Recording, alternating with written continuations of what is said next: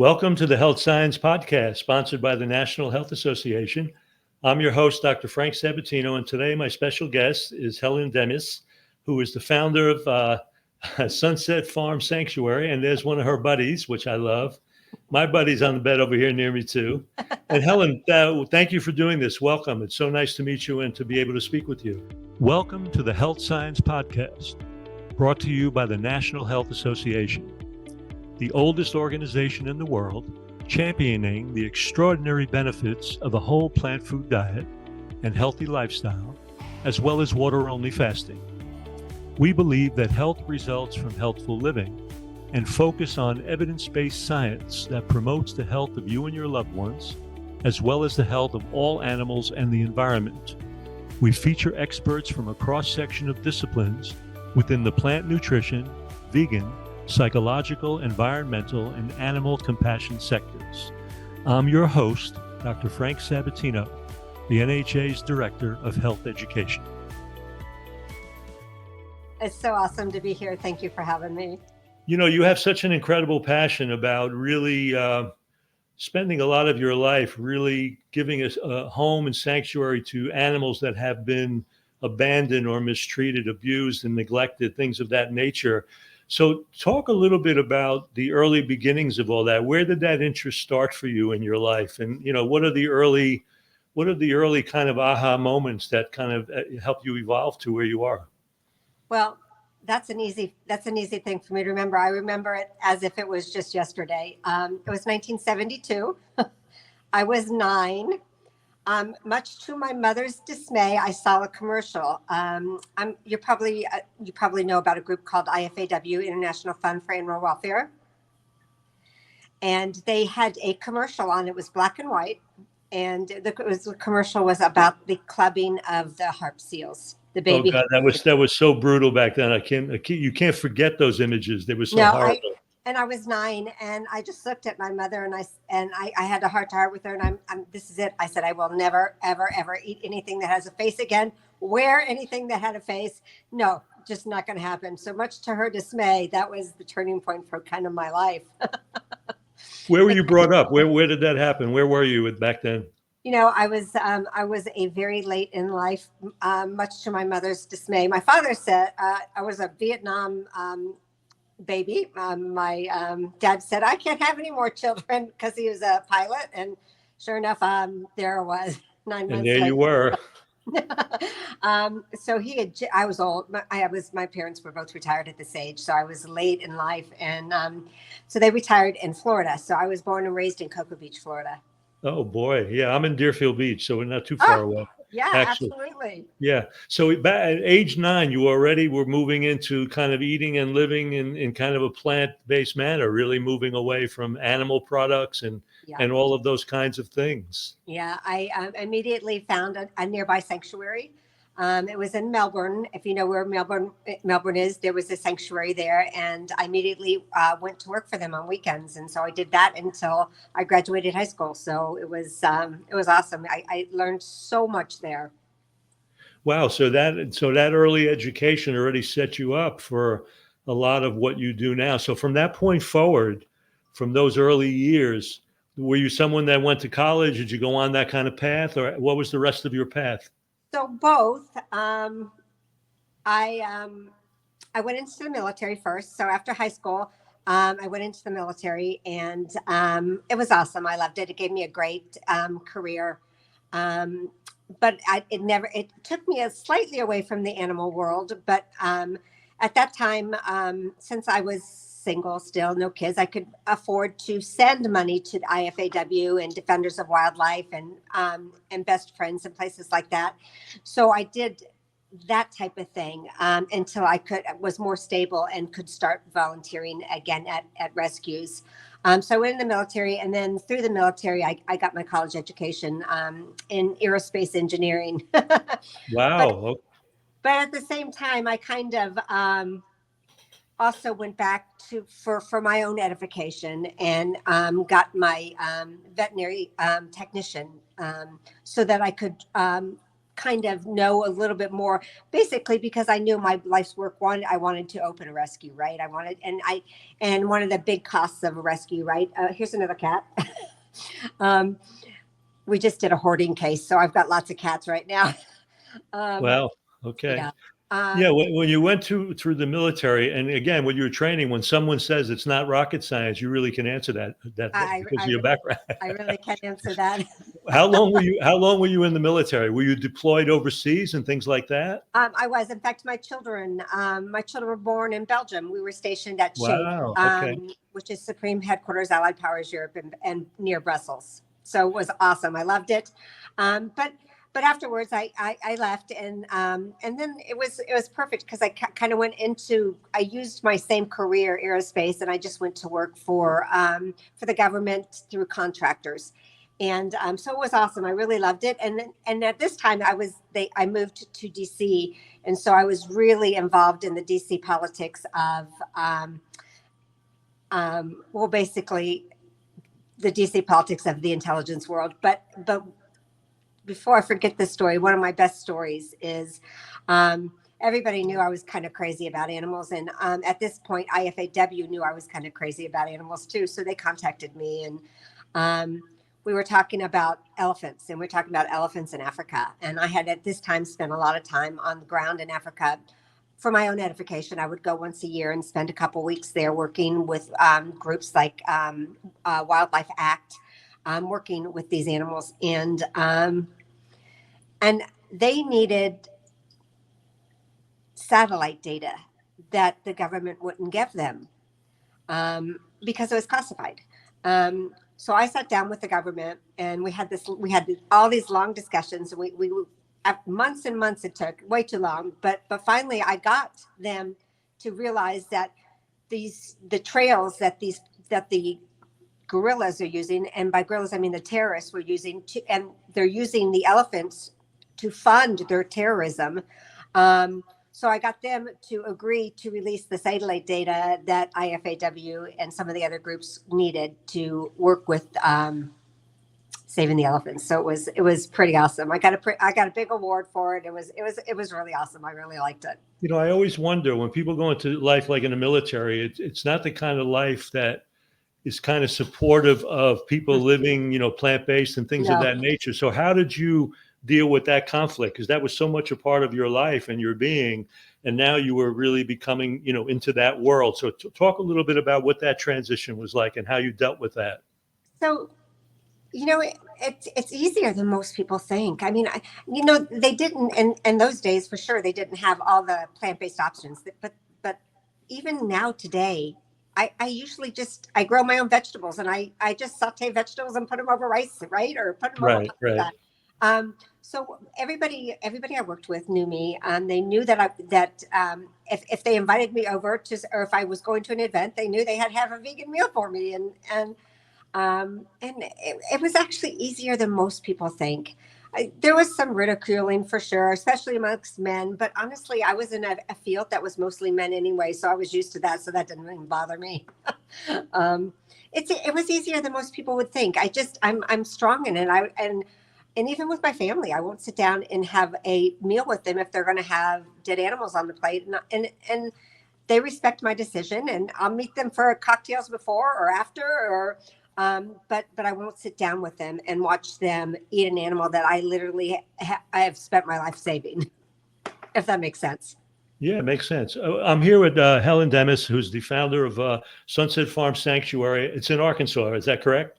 It is. We just moved from Oregon. And we're going to take just a short break to hear from our sponsor, the National Health Association, and we'll be right back. You're listening to the NHA Health Science Podcast. Dr. Frank Sabatino here, encouraging you to check out the NHA membership. For just $35 a year in the U.S. and $55 internationally, you'll have access to a wealth of resources, including our quarterly full-color print magazine, Health Science.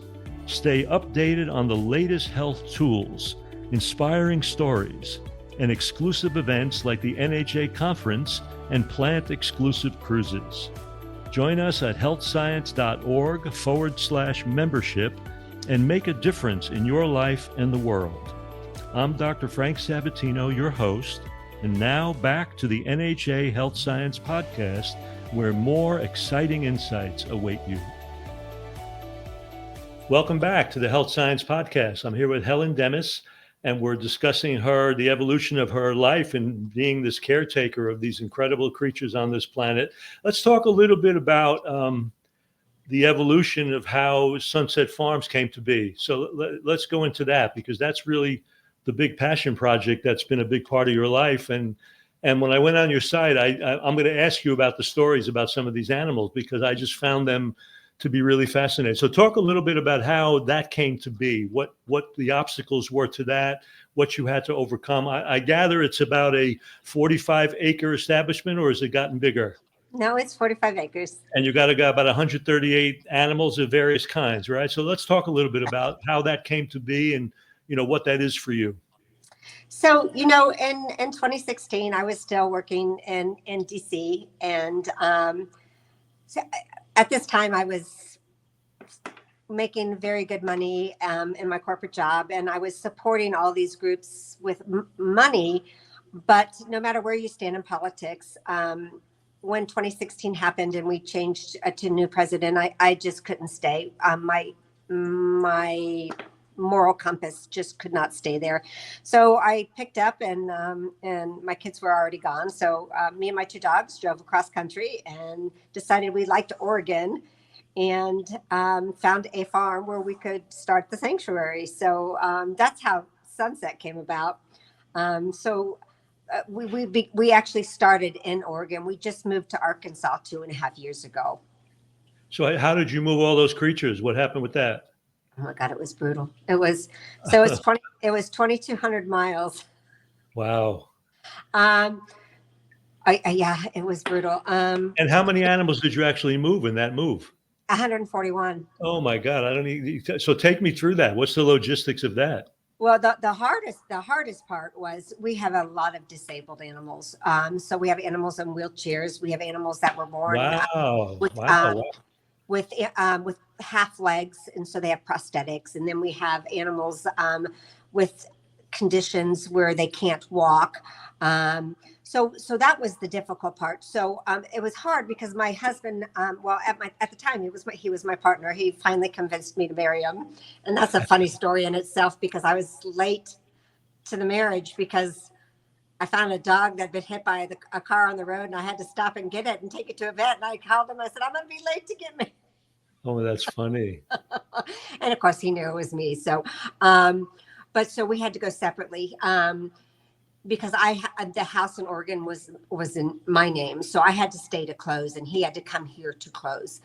So he picked up a trailer, and he took all of the at-risk animals that weren't, so the mothers and the babies, and we hired a professional to take the big animals, because we have some 3,000-pound cows, and wow. And so they took the big animals. And it was a group effort. So they picked them up after Brian had left, because they slip seated it. So there were two of them, so they could drive all night and the other one would switch. And we couldn't do that since we were both driving alone. So Brian took those, and then I was stuck with the bulk of the animals to load them up on the professional carrier. But that all worked out good. But I had hired somebody to come along with me to help. And on the way to Idaho, she had a nervous breakdown and literally dumped all the animals that she had at a fairground in Idaho. Wow. It was horrible.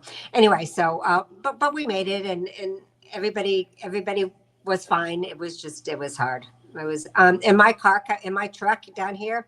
I had myself. I had 7 cats. I had 3 dogs. I had 1 disabled goat in a wheelchair, 2 baby turkeys, and 1 disabled chicken. So altogether, let's talk about how you gathered those creatures. How did they come to you? How did you find them? Most of them were, quite a few of them were surrenders. A couple of them were from abuse cases that ended up, in fact, we actually couldn't leave Oregon for a couple weeks because we were waiting on one of them to finish up because we had to keep the animals in state while the criminal trial was going through. A lot of them would be supporters would call and they say, oh, they saw something and would I go look? And so that was one of the worst cases. It was a case in Eugene, Junction City, actually. There's a big livestock auction there, and there was a woman hawking baby newborn calves out of a parking lot there. And the lady called me and she says, they're sick, they're horrible, they're just really bad. And so I got in the car and I drove there and we took 7 immediately. They were covered in their own feces. They were sick. And so we drove them directly to Oregon State University. We lost 1 calf on the way to Oregon State, but the 6 other calves survived. It cost a lot of money to save their life, but we compiled a case with the veterinarians at Oregon State and the state vet, and was able to stop this from happening. So it was worth although I will say my truck had cow poop in it for weeks because they're all in my truck. Yeah. So, but you have I gather that you have a bit of a kind of a professional team connected to the sanctuary that helps with care, I guess, and things of that nature. If animals are sick or whatever, you have a group of people that you work with professionally that help that? So we did in Oregon. Down here, no, it's just me. Oh, wow. Okay. Since I'm a vet tech, most of this I can do myself. Now, we have had some incidents, like one of the, we have a 1,000-pound pig, Tofu, who is deaf. He was actually literally born with no ears. And he did get hurt. And I had to take him to Louisiana State University, which is about an 8-hour drive. But so I've worked several times now with LSU. I've taken about 10 animals down there and they've done great work for us. But locally, I don't even have any volunteers. It's just me. Well, one of the things that I found really beautiful about your work and your site is that, one of the reasons that I think triggers abuse to animals too is that they're viewed as things. They're not viewed as something that has some kind of personhood, so to speak. They're not really seen as having sentience or identity or any of that. So I just love the fact that you have pictures of these rescued creatures with their little bios and their little stories, and you invested them with such heart and tenderness, and the idea that these are individuals that have, they have a life, they're entitled to a life, they have a life where they share social bonding. And so it was really pretty amazing. And I want you to share some of those little stories because I found them great, but I was really disturbed by that one with Jack Spratt, the pig, one of your hogs, and the idea that some sanctuary wanted to euthanize him because they made the assessment that he himself thought he was too fat and didn't want to go on living anymore. That was the most bizarre thing I've ever heard in my life. Where would they even come up with that kind of a mentality? I just don't get it. So this was a non-vegan sanctuary that he was at, and the issue, and I had this long discussion with this woman because I literally called her right away and I said, because I saw the post, I said, please don't kill him. I will come up there. It was about a 4-hour drive. He was in Washington, the state of Washington. And I said, I will come up there. I will pick him up tomorrow. Please don't kill him. You're attributing your emotions on how you would feel, not how this animal will feel. Animals don't think like us. They literally don't have regrets like that. They just live their life and are happy with their life, right? They don't think about what might have been. And it's the same with our animals that get an amputation. They don't bemoan the fact that they've lost this limb. They get up and go on with life. Right. It was bad because it actually burned my bridge with this sanctuary, but it was important enough for me. I don't like burning bridges with anybody, but there have been times that I have. Well, right now, let people know where they can find more information about where you are in the sanctuary. What's the website, the URL that you would like to direct them to? We're at sunsetfarmsanctuary.org. Okay, beautiful. And that's scrolling across the screen, sunsetfarmsanctuary.org. Can you share a couple of stories like the ones that you share on the website? I think they're just really amazing. They're just great. They're so heartfelt. So let me tell you one that just happened recently that's not on the website yet. We do some hip camp here. And one of I actually encourage non-vegans to come. I like when non-vegans, because I think that the interactions with these animals change people. I think they can interact with them and see them as worthy of our respect and our admiration and our love. Right. So the eclipse that just happened, we had a ton of people here because we were in the midst of it, and unfortunately it was cloudy. We really didn't see much, but we had this group come, and it was an entire family of about 15 of them. And one of the gentlemen was kind of grumpy when he got out of his car and didn't want to have anything to do. And then he met Nigel. And Nigel is a 10-year-old genetically modified black Spanish turkey. And Nigel has gout. It's one of the things that happens. I mean, he's 10 years old, and his lifespan as a genetically modified turkey is about 6 months, right? So, and we manage it really well. We manage it with CBD oil. It seems to work the best for Nigel. But this man had gout too. And so I was telling him about Nigel, and the next thing I knew, this man has Nigel sitting on his lap. He was laughing. He was enjoying life.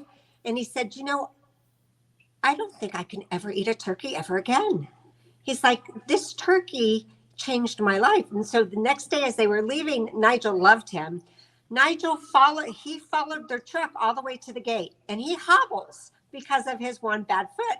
And that guy got out of his truck and was crying and ran to Nigel and hugged him. And it was just Wow, that's such a phenomenal, fantastic story, really, truthfully. These are the things that change people's minds. These are the things that just interacting with them, right? I mean, Yes. And that's what it takes. You need to break that barrier down and realize that, these are creatures that have a right to their own autonomy and their lives and their emotions and all of it. It's just really remarkable. But yet we're so disconnected from that. And, especially the way we put food on our plates, it's so divorced from the way these creatures look in nature. So we don't have any attachment to them as being anything other than some, piece of meat on a table. And a severed body it's part. ridiculous. It's basically a severed body part that nobody even thinks about how that severed body part got to their plate, and the torture and the abuse and the horror that went to get it there. Right. Now, talk to me a little bit more about the camping experience, because I was really loving reading about that, and I gather that is an ongoing important part of your business, keeping the place financed too. Because I know that there's a charge for the camping thing. How much of that happens year round for you in Arkansas? Well, in Arkansas, not near as much. In Oregon, we had somebody there constantly. In Arkansas, we're just now trying to get people here, and it started. So here's another great story. One of the other people at the eclipse was a group of teenagers. They were in their like 18, 19-year-old. They had come up from New Orleans, and they were meat eaters. In fact, they had brought burgers to grill out. And I actually asked them not to grill meat on the property. So we were chatting with them about it. And I said, why don't you come meet a couple of my cows? And I introduced them to Maze. Maze is she is a Black Angus, and she's blind. And so I told them her story, how she had been left with untreated eye infections. And by the time we got a call on her, the vets could not reverse the eye damage. So she's blind. And then next to Maze was this cow. And this is what changed them, Leo. So Leo is a black baldy, and he came from a slaughterhouse. So we had gone to a slaughterhouse to save a dairy cow that we knew was going to slaughter. I knew the workers at the slaughterhouse. I had purposely kind of developed a relationship with them, kind of, if you can call it that. But when they had certain cases, they would call me, and I would try to talk them out of this animal. And that's how I got Tofu the pig. But they would not let me take the mother cow. So I watched them slit her throat, take him out of her belly. And why while she's laying dying, I just looked at her and I took her son and I said, I will protect him with my life and I will make sure that he is loved. And I honestly think she understood. I honestly think she knew that he was safe. And we walked out and never looked back. And I call him my most expensive cow to date because he was born in a slaughterhouse. He was very sick, and we took him directly to Oregon State University, where he stayed for about 15 days. And at about $5,200 later, he came home, and he's the healthiest, sweetest thing. And why I'm telling this story to these two girls, they're crying. And they said, what can I do with, how do I get rid of this meat? And I said, here, let me tell you how.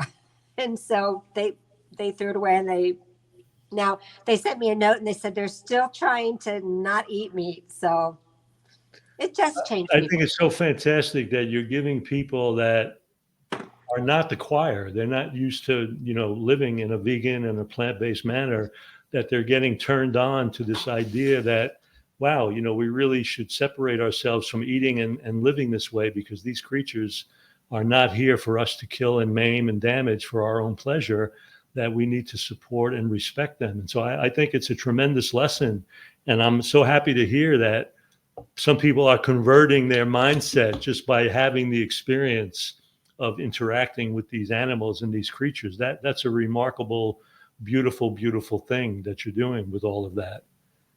I think a lot of times you have to read your audience. And that's one thing I'm really good at. So like if I'm talking to somebody, even on social media, if I'm talking to them, I'll look at their bio and I'll see what I think, what avenue might get to them. And some, it may not be the animals. Some, it may be the environment. Like they have pictures of their grandkids on there and how they love them, and they want them to know all these wild animals. And so then I will approach it through the environment. I'm like, I see you love your grandkids. I see you want your grandkids to know what a lion is in the real life. Did you know that 96% of the animals left on the planet are either humans or farm animals? Because animal ag is the number one reason for wildlife extinction. And they'll be like, really? And I'm like, absolutely it is. And not only that, it is the number one reason for clear cutting, and it's the number one reason for ocean dead zones, and the number one reason for stream and runoffs. And then we'll talk about that. And then sometimes they'll be like, well, I don't really care about animals. I care about people. And I said, well, if you care about people, in 2023, here in the United States, we had 1.5 million children who were starving, living on the streets, were homeless. And I said, in that same year, we had 9.4 million dairy cows, and each one of those dairy cows eats 110 to 120 pounds of food per day. And that average child eats 4 to 6 pounds, but we fed all those dairy cows, but we can't feed our children. And they'll be like, Yeah, it's horrible. I never really thought about it like that.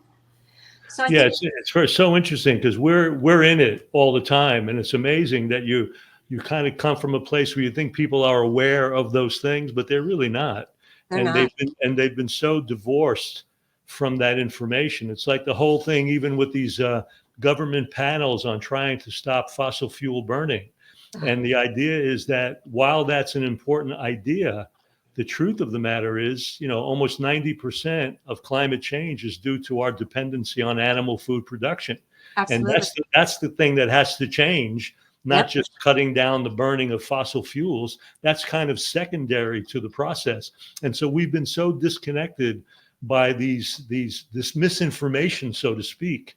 And I'm so happy that there are people like you out there with this in a kind of a living lab, being able to turn people on to this connection to the creatures around us and the importance of really helping us sustain them and be connected to them. And that idea of connection, that we all are connected, that what happens to those animals happens to environment, happens to us. And we're not separate things. We're things that are really, truly, wonderfully connected. In terms of your property, I'm assuming that with all these creatures, they're reproducing themselves.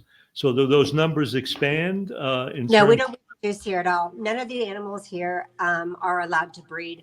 So okay. all of the males on the property, with the farm animals, it's hard to spay, except for pigs. It's hard to spay any of the animals. So all of the males are neutered. So there are no intact males. So we do not allow breeding, because then that takes away from being able to save another life that needs it. Right, right, right, right, right. So Helen, so in terms of, where you are, and is there some direction or place you're trying to get to or go to with the work that you're doing, or is it just doing more of the same and just really operating moment to moment, day to day, to just support the situation that you're involved in? Well, Do you have a vision of where you'd like to go, or something you'd yeah, like to do with what you're doing right now? of course, of course, of course I do. The issue is so since COVID, it's interesting because since COVID changed so much for the rescue world. Um, One, I know of at least 6 sanctuaries in the last year who have shut their doors because donors. I mean, people are having a hard time making ends meet, right? The inflation. And these were great sanctuaries. These were really good, and they'd been around for a long time. And they had to close the doors. They couldn't do it anymore. COVID changed a lot because, I mean, everybody's full because of COVID, because people tried to homestead. So they went out and got pigs, or they went out and got cows, or they went out and then they found out that, well, if I raise a pig, I actually don't want to kill it. Because a lot of people can't do that. It's not in their DNA, so to speak. And so unfortunately, it's really hard to find to actually concentrate on a vision, because I spend so much of my time just putting out fires, right? Like today I had looks like maybe a broken leg on a sheep. We've had some sheep, we had some rain, and so I had to pull him aside, and it's just me, so I had to tie him up and cast his leg, put a cast on him, so that I find myself, unfortunately, working 18 hours a day putting out fires instead of actually looking to a vision. Because what I really would love to do is to go out there, and I am in rural Arkansas, and I would love to talk to people about being plant-based. I'd love to talk to them about and the youth, because that's where we're going to change people. That's where the hearts and minds of the youth, because they care about the environment. They care.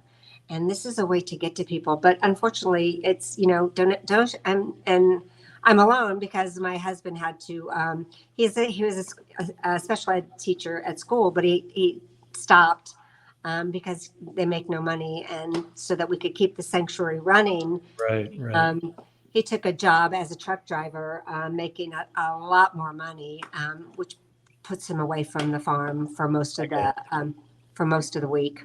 In your program, in the camping program or whatever, do you do any of that kind of teaching? Are there actual lectures or things of that nature that actually take place? So what I do is I schedule a tour with every family, and we go through and we talk about every species, right? We talk about like one of the ones everybody's most interested in is our emus. Everybody loves the emus because they're little dinosaurs, and ours are actually very friendly, so that you can interact with the emus.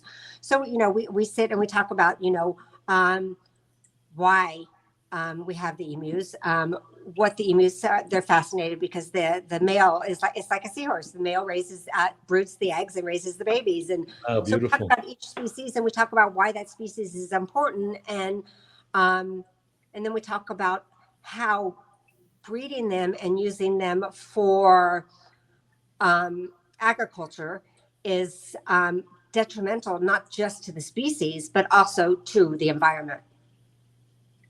Oh, that's fantastic. Let me ask you one question, because you talked about the pandemic. What happened to those animals that were in those sanctuaries that had to close? What happened with those animals? So several of them, a lot of sanctuaries stepped up. The problem is most sanctuaries are full. So many of those animals were euthanized. Oh, wow. Oh, that's a horrible end to that story, though, in a way. Yeah. It is a horrible, horrible end. But so it's like I tell somebody, I literally get a call every single day for a pig, cats, and a dog. And right now I am full. I literally can't take another animal. I mean, we just did a cat hoarding case. That was about 150 cats. Yeah, to be fair, Your plate is full. Absolutely. to be fair, this woman, it was a couple. They love their cats, and I couldn't get funding for it, so we just took all the males in, and I bit the bullet, and we neutered all the males. And then I'm slowly fixing all the females. As I get extra cash, I'll call her and I'll say, I'll have to get one of the females and we'll fix her. And unfortunately, many times the females are already pregnant when we're fixing them.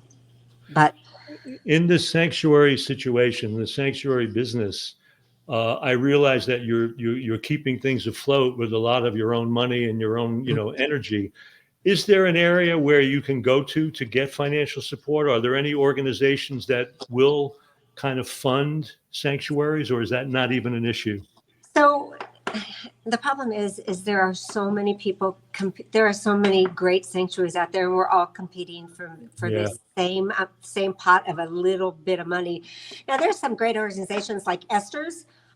Esther's Shares, the pig from Canada, they will actually match some vet bills for animals if you have an emergency. So they've been I've used them several times. I used them for Leo, his $5,500 bill, or $5,200.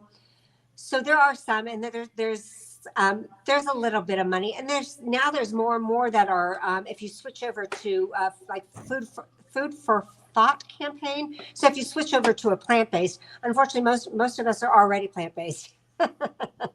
Helen, as we kind of wind this down, again, do you have any final words you'd like to share with the audience out here? I would say everybody does activism slightly differently, and we need all types of activism, whether you're one of the anonymous voice for the anonymous, or whether you're on the internet. Don't shame the meat eaters. I don't think that's the way to go. I think it's counterproductive. I think worming your way into people's lives, little by little, planting little seeds that germinate. Case in point, our board of directors, about 9 months ago, we turned it over and I met this gentleman on TikTok, and we started talking, and he was a meat eater, and his wife was definitely a meat and cheese eater. And I started talking to him little by little. I tell him about my visits to slaughterhouses and some of the things that I had seen and done. And then he said, well, I just saw a pig carrier with a bunch of pigs in it. He says, I can't ever eat a pig again.